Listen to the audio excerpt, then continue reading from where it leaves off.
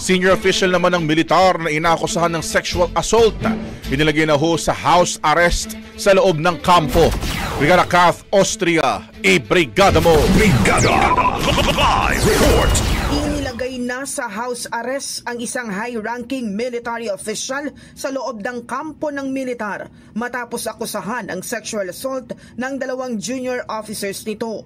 Nabatid na isang joint criminal complaint for rape through sexual assault at attempted rape through sexual assault ang isinampas sa piskalya matapos ang investigasyon ng militar na nakakita ng prima facie evidence ng conduct and becoming of an officer at conduct prejudicial to good order and military discipline.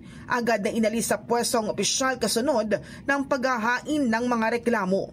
Ayon kay AFP spokesperson Colonel Francel Margaret Padilla, hinihintay na lamang ang approval ni AFP Chief of Staff General Romeo Browner Jr. na magsisilbing convening authority para sa General Court Martial. Kapag inaprubahan ang rekomendasyon, bubuuin ng GCM alinsunod sa mga proseso ng military justice upang matiyak ang patas at walang kinikilingang paglilitis. Samantala, tiniyak din ng militar na may proteksyon ng 2 junior officers laban sa anumang uri ng pananakot o impluwensya habang isinasagawa ang investigasyon.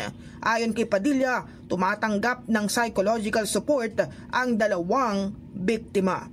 In the heart of changing lives, ako si Brigada Kath Austria ng 105.1 Brigada News of Manila, the Music and News Authority. Brigada Balita Nationwide. Ang bahaging ito ay hatid sa atin ng Yumivit ES3 Syrup. Simulang tuparin ang pangarap ng iyong anak. And stunting now,